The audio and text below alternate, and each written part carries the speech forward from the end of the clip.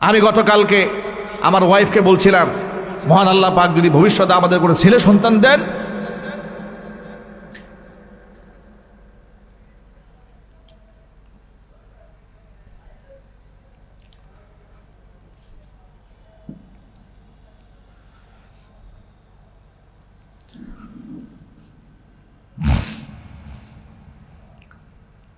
আমরা আমাদের সন্তান রাখবো উসমান হাদি। আমরা আমাদের সন্তানদেরকে উসমান হাদি নাম রাখবো।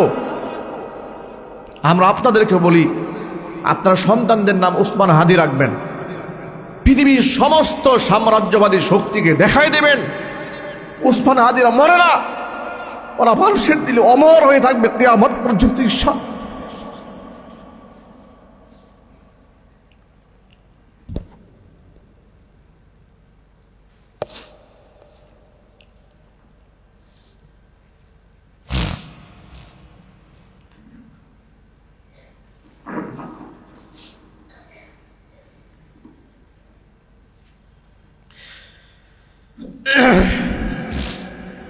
খুনিরা, জালেমরা এই দেশটাকে ভালো থাকতে দেয় না।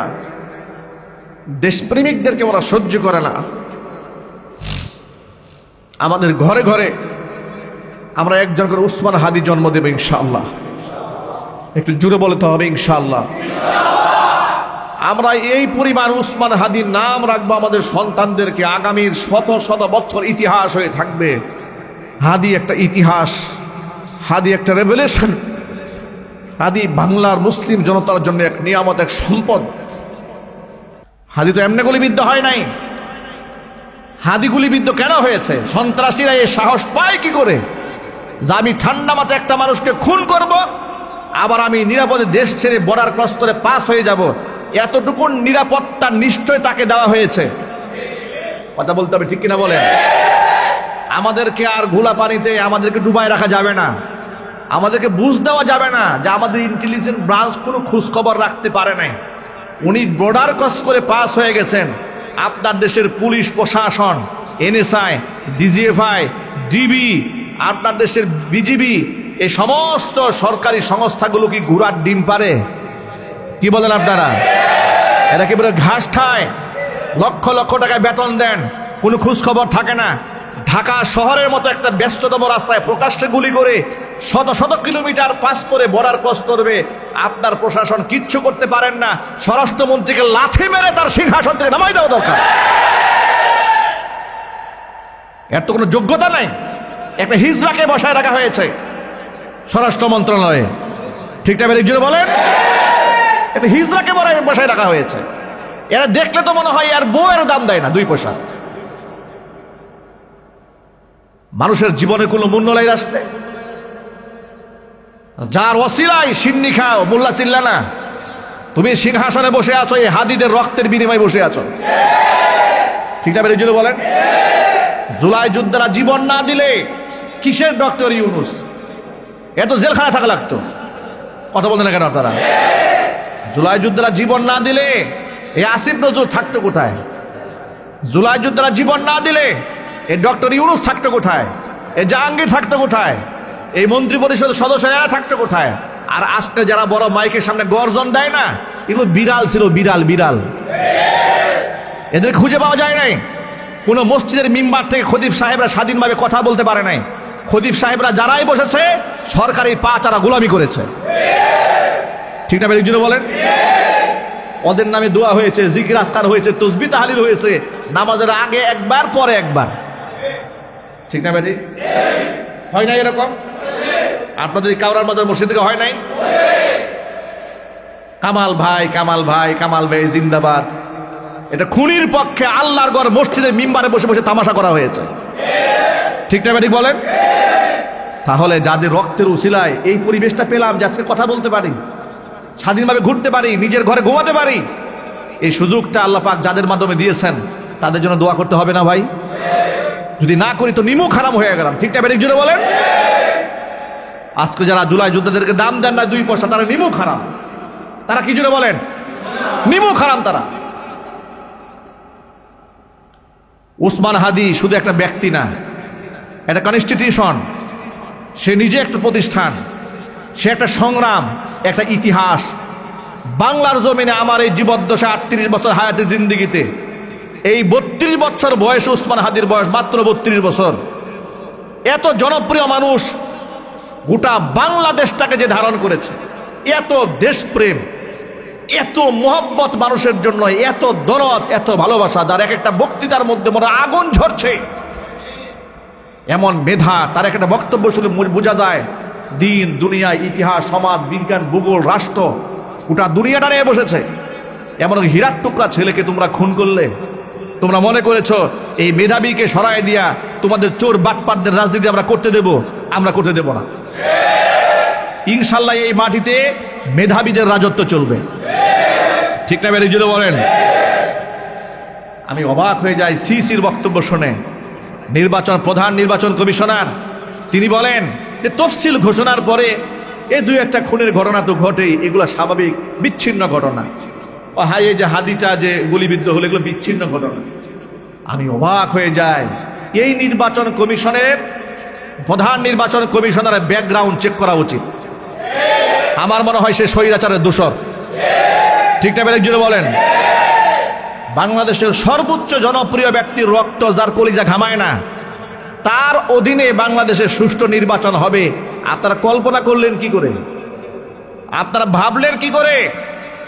যাদের কাছে রক্তের কোনো দাম নাই, তার নেতৃত্বে বাংলাদেশের শত শত খুন হবে, কিছুই করতে পারবেন না আপনারা। আপনারা মনে করেন যে হাদি মরেছে তো আমার কি হয়েছে, কালকে আপনার পালা। ঠিক না? জুড়ে বলেন। কালকে আপনার পালা, পরশুদিন অমুকের পালা, তমুকের পালা, কেউ বাঁচতে পারবো না আমরা। আর যদি আমরা রুখে দাঁড়াতে পারি, ইনশাল্লাহ আমরা সকলেই বাঁচবো। এমনকি স্বাধীনভাবে বাঁচবো, বাঘের বাচ্চার মতো বাঁচবো, বিড়ালের মতো নয়, চোরের মতো বাঁচতে চাই না। বিগত 16 বছর এদেশের রাজনীতিবিদরা, এদেশের আলেমরা চোরের মতো বেঁচেছে। কথা বলেন। কোন আলেম মসজিদে বসে স্বাধীনভাবে ওয়াজ করতে পেরেছে? জোরাওয়াজ বলেন না কেন আপনারা? কোন আলেম স্বাধীনভাবে ওয়াজ করতে পেরেছে? এক জুমায় যদি তাদের স্বার্থ বিরোধী কোনো বক্তব্য কেউ দিয়েছে, পরের জুমায় ঘাট ধরে বের করে দিয়েছে। আমি আমার সকল ভাইদেরকে বলি, আল্লাহর ঘরে মসজিদে বসে আমরা আল্লাহর কাছে দোয়া করি, মহান আল্লাহ পাক যেন আমাদের শরীফ উসমান হাদি ভাইকে জান্নাতুল ফেরদাউসের সুউচ্চ মাকাম দান করেন। শাহাদাতের যে তামান্না আল্লাহর বান্দার কলিজার মধ্যে ছিল, সুবহানাল্লাহ, সব সময় বলতো, কিছুদিন আগেও বলেছে যে আমি খুব পরিতৃপ্ত মন নিয়ে এক শহীদ হয়ে আমার রবের সাথে দেখা করতে চাই। আল্লাহু আকবার! কি ইমানি জজবা! ভাইরা দেখেন, আমি তো মনে করি শরীফ উসমান হাদি একজন সফল ব্যক্তি। আচ্ছা, আপনারা ইনসাফের সাথে জবাব দিয়ে বলেন তো, বাংলাদেশে এত মানুষের চোখের পানি ঝরাইয়া আপনাদের জীবদ্দশায় কাউকে বিদায় নিতে দেখছেন? ইনসাফের সাথে বলেন। আপনি রাজনীতি করেন, অরাজনীতি করেন, আলেম হন, আলেম না হন, ইমাম খতিব যাই হন না কেন, পুরা জাতিকে এইভাবে সুখে একে মুজ্জমান করে দিয়ে, পুরা জাতিকে কাঁদিয়ে, নারী পুরুষ সমানে কাঁদতেছে লোকটার জন্য। আমার আফসোস হচ্ছে যে আমি যদি এই ছেলেটাকে একটা দিন বুকে জড়াই ধরে রাখতে পারতাম, কপালে একটা চুমা খাইতে পারতাম। এমন একজন দেশপ্রেমিক আমরা হারিয়ে ফেললাম। এমন একজন দেশপ্রেমিককে মারা হলো, আর সেই আসামিরা বের হয়ে পালায় যাবে, তারা চলে যাবে, আর এটা আমাদের শুনতে হবে। এই আইন শৃঙ্খলা রক্ষাকারী বাহিনীর 2 পয়সার মূল্য আছে আমাদের কাছে? কেন এটা হবে? বরং আইন শৃঙ্খলা রক্ষাকারী বাহিনীর দায়িত্ব করা। ঠিক আছে? রাষ্ট্রের সর্বোচ্চ ক্ষমতা প্রয়োগ করে এই খুনিদেরকে ধরে আনতে হবে এবং তাদের শাস্তির ব্যবস্থা প্রকাশ্য দিবালোকে করতে হবে। আগামীতে আর কোনো শরীফ উসমান হাদিকে আমরা আর হারাতে চাই না। এটাই যেন বাংলাদেশের শেষ খুন হয়। এই রক্তই যেন বাংলাদেশে ইনসাফ কায়েমের ভিত্তি হয়। এই রক্তই যেন, রক্তের মাধ্যমে যেন বাংলাদেশের সমস্ত জালেমদের কবর রচিত হয়ে যায়। আমি সকল মুসলিম ভাইদেরকে উদাত্ত আহ্বান জানাই, ঐক্যবদ্ধ হন। বিভাজিত হওয়া যাবে না শরীফ উসমান হাদির ব্যাপারে, কারণ শরীফ উসমান হাদি একক কোনো দলের নয়, সে সকলের। ঠিক না? ঠিক। বিএনপি, জামাত, এনসিপি, জাতীয় পার্টি কোনো দলের নয়। সে 8 থেকে নির্বাচন করতে চেয়েছিল স্বতন্ত্র পদপ্রার্থী। ইনকিলাব মঞ্চ বাংলাদেশের নেতৃত্ব সে দিয়েছে। সে বাংলাদেশের মানুষের কথা বলেছে, আলেম মাজলুম আলেমদের কথা বলেছে, শহীদ পরিবারের পক্ষে কথা বলেছে। সমস্ত গুণে ধরা এই সমাজ ব্যবস্থার দুর্নীতির বিরুদ্ধে কথা বলেছে, জুলমের বিরুদ্ধে কথা বলেছে, শোষণের বিরুদ্ধে কথা বলেছে, ভারতের আগ্রাসনের বিরুদ্ধে কথা বলেছে। ঠিক না ভাই? যদি বলেন, আজকে চিন্তা করে দেখেন, ওরা চেয়েছিল যে শরীফ উসমান হাদিকে হত্যা করে তাকে পরাজিত করে তারা ক্ষমতার মস্তদে আসবেন, কিংবা তারা নতুন করে একটা রাম রাজ্য কায়েম করবেন। না, এটা হবে না ভাই, বরং আপনারা হেরে গেছেন, শরীফ উসমান হাদি জিতে গেছে। এই খুনিরা হেরেছে, কারণ যারা তাদেরকে খুন করেছে, এই যে কোরআন বলছে গাদিবাল্লাহু আলাইহি, এর উপরে খুনির উপরে আমি আল্লাহ পাকের ক্রোধ, ও লাআনাহু, আমি আল্লাহ পাকের লানত এদের উপরে। শরীফ উসমান হাদিকে তো মানুষ চোখের জলে স্মরণ করে, তার জন্য তাহাজ্জুদের নামাজে দোয়া হচ্ছে, তার জন্য রোজা রাখা হচ্ছে, মসজিদের মিম্বার থেকে তার জন্য খুতবা দেওয়া হচ্ছে। এমন একটা ধন্য মায়ের ধন্য সন্তান, বাংলাদেশের 4 লক্ষ জুমার মসজিদ থেকে তার জন্য দোয়া হচ্ছে। আর তুমি মরে দেখো, এটা কুকুরও তোমার জন্য কাঁদবে না। তোমার জীবনের কোনো মূল্য আছে? যারা টাকার বিনিময়ে মানুষ খুন করো, একটু চিন্তা করো তো। এই শরীফ উসমান হাদিকে যারা খুন করলো, কয় টাকা পেয়েছে সে? ধরেন 10 কোটি, ধরেন 20 কোটি, ধরেন 50 কোটি সে পেয়েছে। কথার কথা বললাম, এই 50 কোটি টাকার কি মূল্য আছে? তুই যে সারা জীবন ফাঁসির আসামি হয়ে দৌড়ে বেড়াবি চোরের মতো, তোর আত্মীয় স্বজন সব গ্রেফতার হয়েছে, তোর মা, তোর বাবা, তোর স্ত্রী, তোর কাছের সব মানুষ তোকে অভিশাপ দিচ্ছে, গোটা জাতি অভিশাপ দিচ্ছে। একটা অভিশপ্ত জিন্দিগি, খুনিদের জিন্দিগি। ঠিক না? যদি বলেন, ইসলাম বলে খুনিদের বেঁচে থাকার কোনো অধিকার নাই। ওরা মানুষ খুন করেছে, ওদের শাস্তি মৃত্যুদণ্ড। ঠিক কিনা যদি বলেন? এটা আমার কথা না, আল্লাহর কথা। আল্লাহর কথা বাস্তবায়িত হোক আপনারা চান? কারা কারা চান? হাত দিকে তো কারা কারা চান? আল্লাহ আমাদের কবুল করেন। আর জোরে কোন আমিন। হাত নামান। ভাইয়ের আমার, শরীফ উসমান হাদি এ কথাটাই বলেছিলেন যে আমি যদি শহীদ হয়ে যাই, আমাকে যদি কেউ গুলি করে মারে, তা আমার আফসোস নাই, আপনারা শুধু বিচারটা করেন। এই কথা শুনছেন কিনা? আপনারা শুনেছেন কিনা? সেখানে কথা বলেছিল যে আপনারা অন্তত থেকে বিচারটা করে, আমি চলে যাবো, এটা আমার কোনো আফসোস নাই। কারণ আমি 50 বছর বেঁচেই লাভ কি, যদি আমি আমার জাতির কাছে কোনো অবদান রেখে যেতে না পারি, উম্মার জন্য কিছু করে যেতে না পারি, আমার এই 50 বছর হায়াতের কি মূল্য আছে? এই কথা তিনি বলেছিলেন। ঠিক সেই কাজটাই তিনি করেছেন। মাত্র 1 বছরের নেতৃত্বে বাংলাদেশের 54 বছর ইতিহাস সে বদলাই দিয়েছে।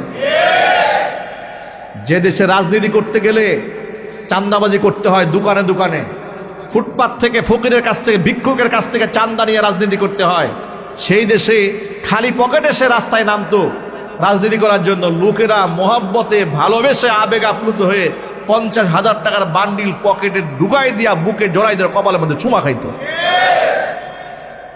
বলেন আপনারা, বাংলাদেশের ইতিহাস কে করেছেন? এই জন্য উসমান হাদিকে ওরা সহ্য করতে পারে নাই, ওরা দুনিয়া থেকে শেষ করে দিয়েছে। উসমান হাদি বাংলাদেশের সকল দল মত নির্বিশেষে মাজলুমদের কণ্ঠস্বর ছিল, স্বাধীনতার পক্ষের শক্তি ছিল, ভারতের আধিপত্যবাদের বিরুদ্ধে বজ্র কণ্ঠ ছিল। আমরা এই শহীদের জন্য আল্লাহর কাছে দোয়া করি, মাগফিরাত কামনা করি। হাদি শুধু একা নয়, গোটা বাংলাদেশটা আজকে হাদি হয়ে গিয়েছে। ঘরে ঘরে আমাদের হাদির জন্য কান্না হচ্ছে। আমাদের ফ্যামিলি গতকালকে অজোরে কান্না করছে, মনে হয় নিজের সন্তান হারিয়ে ফেলেছে। আমি গতকালকে আমার ওয়াইফকে বলছিলাম, মহান আল্লাহ পাক যদি ভবিষ্যতে আমাদের কোনো ছেলে সন্তান দেন,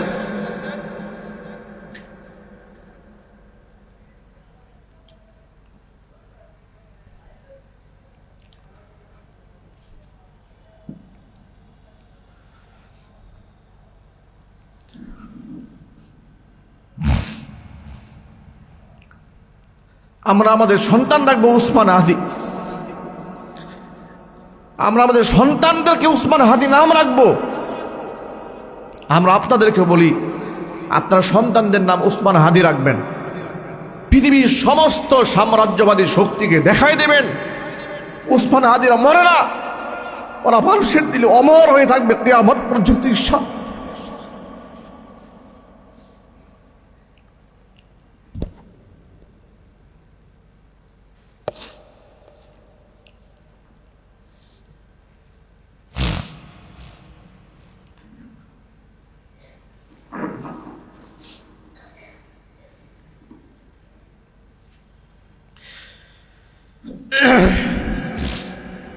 খুনিরা, জালেমরা এই দেশটাকে ভালো থাকতে দেয় না।